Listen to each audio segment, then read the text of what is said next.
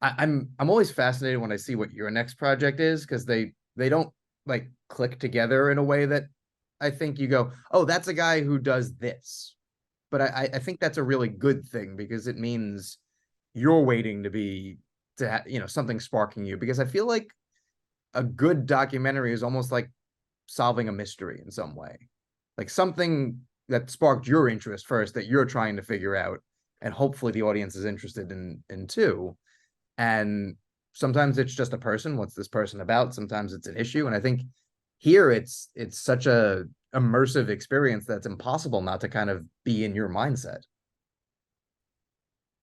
Well, I think in regards to documentary, what there are several reasons why I'm attracted to a project, but first and foremost, it has to do with the cinematic opportunities that the subject provides, or that the materials might provide. There are many fascinating people in the world, who've done extraordinary things, but they don't all lend themselves to the type of exploration that I'm interested in, which is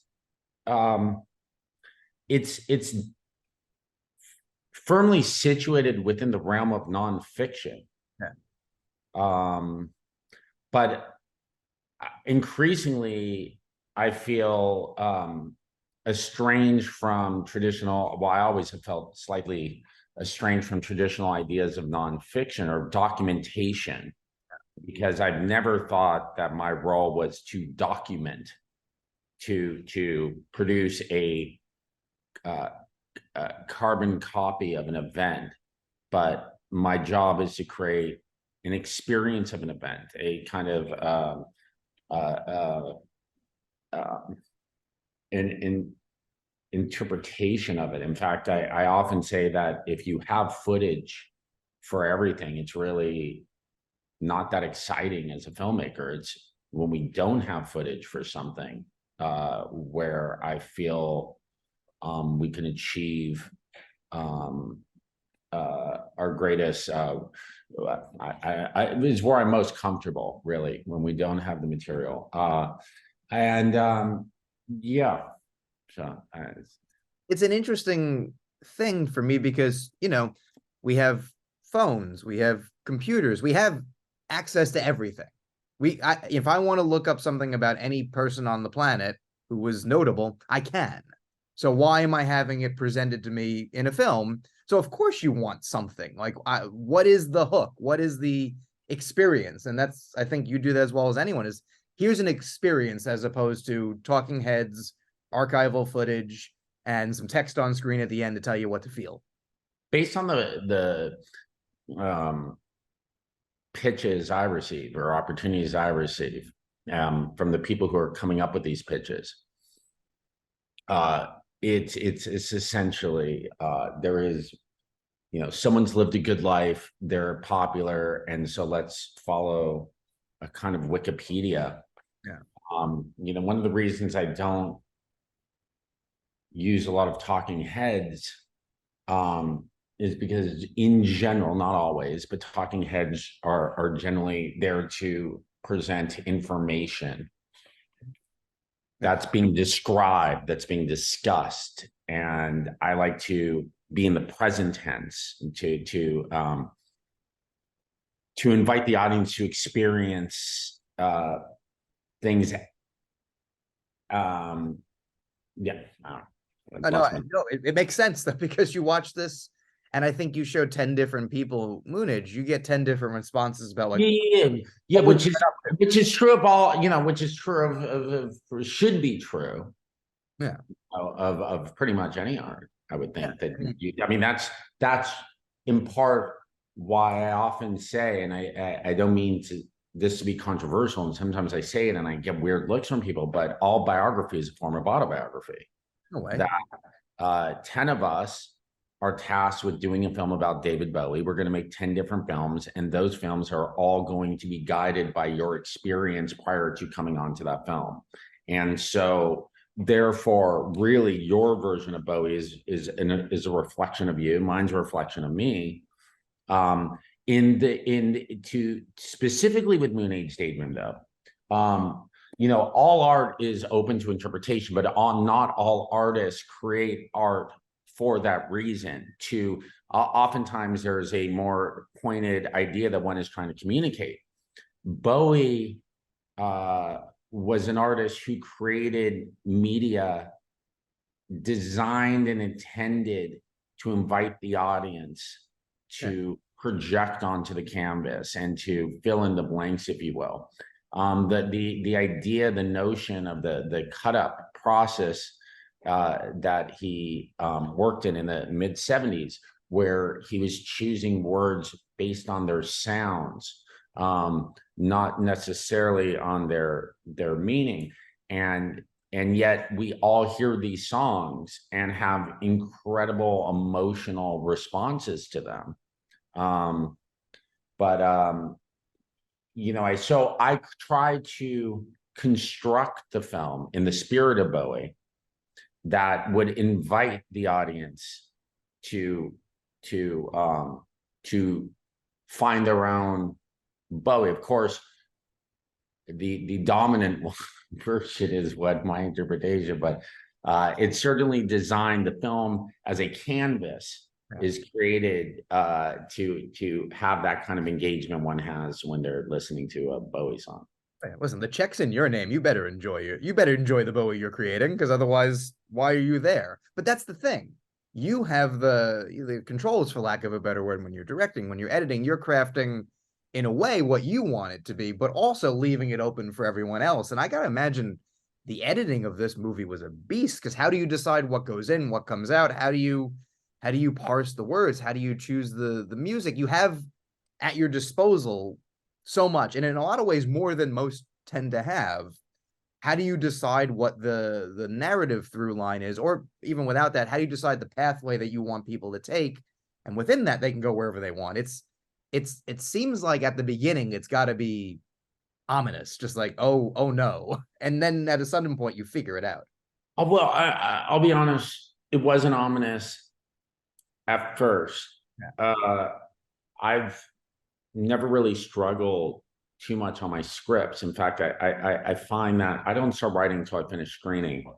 And by that point, I'm usually, a year and a half into a project. And I hold back from writing until I arrive at this point. And so usually it comes pouring out. Montage of Hack, Jane were written in 3 to 5 days on a first draft. The Kid Saves a Picture took a little longer because I was editing down Bob's book, but nonetheless, it was a fairly methodical task. Yeah. When I was screening when I started screening on Bowie, I knew the type of vibe I was going for. I knew that it was not going to be a biographical narrative. But I didn't really stress about it. I just assumed that once I finished screening, I would fall into the same habit that I did, the same path that I do. I know how to do this. I'm good at my job. Yeah. I can do this. Yeah. And then after, and the point, what was a little heavy on Bowie was at the point that I started writing, I'm, 3.5 years into the endeavor, because it took so long to screen.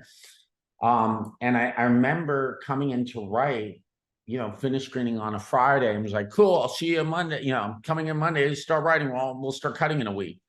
And I didn't know where to start. And I remember thinking, it was coming to a realization pretty early on, maybe a couple weeks in, that I don't know how to write an experience. I know how to write a narrative. I know how to do a cause and effect story, which is why they feel very methodical. Kurt, to a certain extent, was written in reverse. Why did Kurt kill himself? Take it back. So then follow that thread. But in creating an experience, one that is not that was designed not to feel burdened by a chronological narrative. I didn't know what comes first and what comes next. I knew the themes by this point that we would be exploring, impermanence and chaos and fragmentation and spirituality and mortality and the creative process and some of these ideas that roll through Bowie's work, but how those take form really messed with me. And so it took for about 8 months, I would come to work every day and I would write everything but the script. I would write about ideas. I would write about various philosophies that Bowie was inspired by. So I felt like I was coming to work doing something, but I wasn't doing anything. And eventually, it came to me, the way I cracked it, which is so kind of Bowie in retro, was I had to play a game. And I said, okay, I know what the themes are. They're all of these Bowie themes, whether it be, that sort of resonate out, whether it's gender fluidity or impermanence or what all of these various things that I'd like to explore in this film all kind of relate back to a kind of singular through line related to impermanence. And I was like, and transience. And I was like, okay, I'm going to pick 3 songs from each Bowie album that either relate to that theme or Bowie employed a technique or process creating the track that was within the same spirit. And so I did that, looked at the play, looked at it and was like, and it was kind of interesting too, because it had a fairly good balance of obscure songs and well-known songs, and it wasn't trying to force anything in. It was like, if this, that's how you show that you're that you're a fan. When you show someone music that you like, you don't show them just the 5 greatest hits. You mix in what you're passionate about. You mix in a deep cut, because I now guess what I'm saying is that I wasn't at this point thinking of it in terms of music I like or music I don't like. It was music that served as the foundation for the script. That in a way, at that point, I had a jukebox musical, a rather avant-garde jukebox musical, but a jukebox musical. And with filmmaking, one of the things I realized early in my career is that there's text and there's subtext, and there's, you cannot really expect any audience member to get the subtext. So you have to make sure they're satiated on the surface level, and whatever else is bonding, connecting this stuff in the subtext, it will at least provide a sense of cohesion to the environment. So with the playlist for the film, the idea was that if you don't, nobody's going to get all of these, why this song is here or that. That's not really the point. It will work because it's designed and so like subtext. So anyway, that's how the script was broke. And then the challenge editorially was moment to moment, not scene to scene, which I had sort of cracked before the edit. With documentary editing, it's different, because you shoot a narrative film. Okay, here's what I have, and I have to go back and shoot more if I don't have it. Hopefully I have everything. With a documentary, obviously you do it differently, but you do have sort of everything this person ever did. I can kind of pull from if I need to. Once you start shaping it and you kind of know where the first cut's going to be, how do you know that you didn't, not necessarily leave anything out, but how do you know that you've hit your marks? Because like you said, no one's necessarily guaranteed to get all the things you want them to get, but they have to enjoy the experience. They have to get something out of it. It can't just be, I don't know why this guy made this. There has to be some sort of conversation you're having in terms of what leaves in, what stays out. How do you sort of become comfortable with that? Because I'm sure you could make an 8-hour version of this movie and be happy with it. No, there was no long, there are no deleted. There was an assembly edit that had 4 extra scenes at the end that were lobbed off just like that. And so there's no different cut of the film. When I got to the end, I was at the end of the film. And going back through it was not about scene movement. It was just refining or messing up the edit points. It's very, sort of unusual that way. Oh, yeah, it's often the opposite. It's like, I got 9 hours. How do I get it down? Everything's gold. I don't, that's not how my films work, because I don't find the film in the edit room. I write the film and then I go to the edit room. So it tends to not work that way. And the way that I operate editorially, when I move, let's say the goalpost 10 feet or 30 seconds, I then go back and watch everything up to that point. And so I'm constantly, several times a day going through the entire work. Yeah. So by the time I arrive towards the end, it's sort of doing what it needs to do. To your question of like, how do you know if you left something out that's pertinent or whatever? I don't know. There's something sort of there's the intuitive nature of this, and then there's a sort of methodical way that one has to handle this much media. So I at one point did an evaluation and created a list of what I consider to be the best Bowie performed live performances ever. So in essence, I took, having screened through, I can't even put a number on it, but you'd say of the 2 years I screened, probably a year and a half of performances. That was reduced down to a list of 30 or 40, whatever it was. And then that's what I had to deal with. And the same thing with his interviews. I just immediately put those into these kind of pods based on subject. And those would be the building blocks that I could pull from. And then, one of the great misconceptions of Bowie or the process by which one does a documentary on Bowie is that there's, oh my God, there's got to be so much material. Well, there's a decent amount of performance footage, particularly from 1990 on. But David did not really participate in that many kind of what we call follow cam documentaries. There were two, one in 74, 75, Cracked Actor, which has no outtakes available. And there was a film called Ricochet from '83. That's it. So I knew halfway into the screening, or kind of based on conversations or what I knew of Bowie, that even though we had more footage than I've ever had in my life for a subject, there was going to be a limitation on what I can show when Bowie's talking. Mm-hmm. And so not exclusively for that reason, but I had come to this idea early on that the film would have wouldn't discern between Bowie's art and the art that he was influenced and inspired by.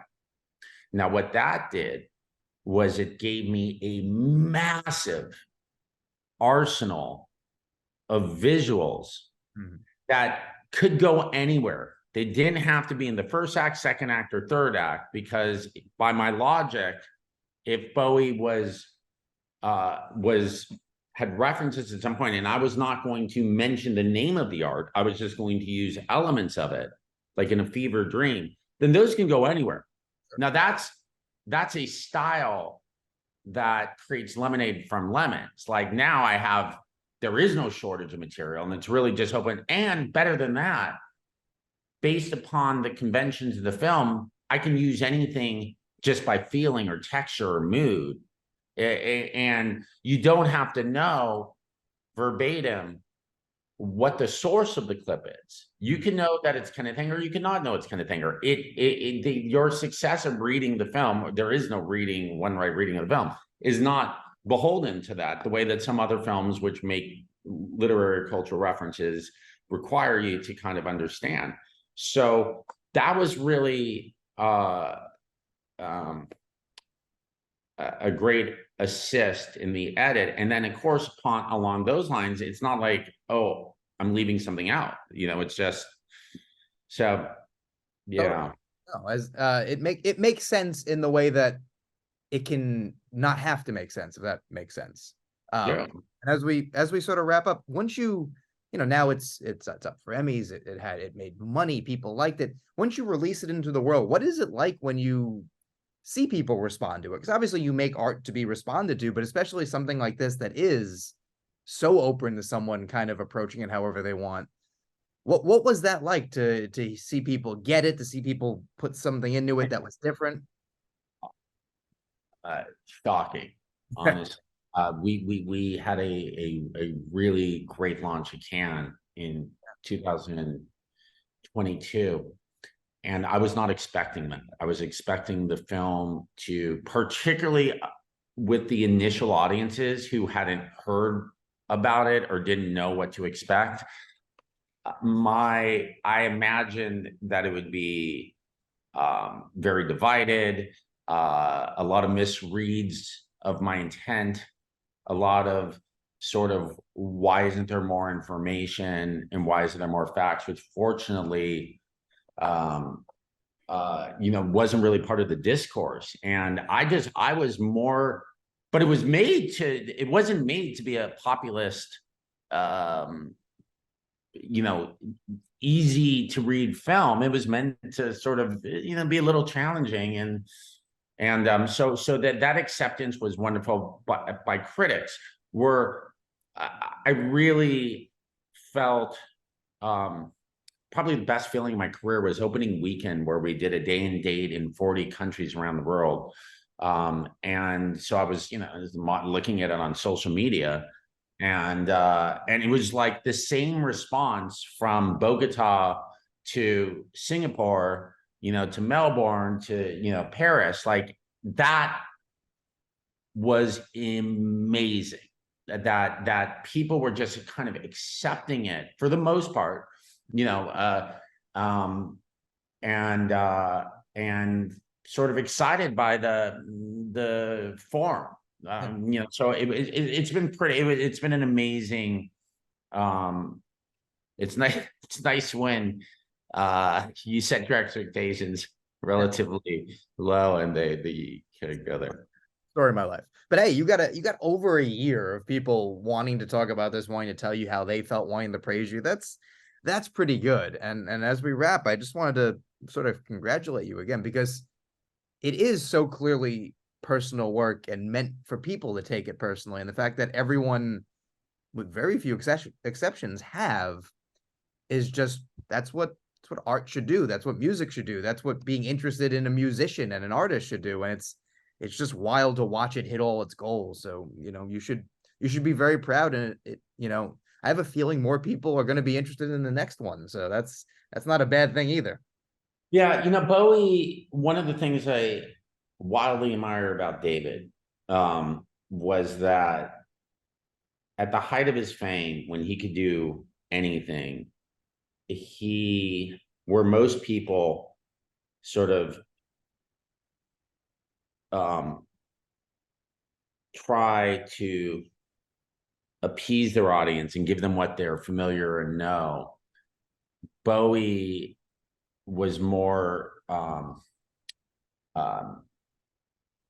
motivated to pursue his own creative urgings and itches, regardless of whether they would hit commercially. And one of the great joys of his career up through 83 was that he had a wonderful audience. He just kind of went on that journey with him.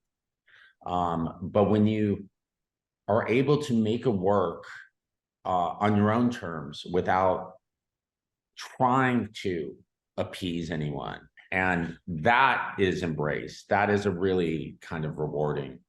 It's obviously a little more rewarding in that. So anyway, well, thank you for taking the time to chat.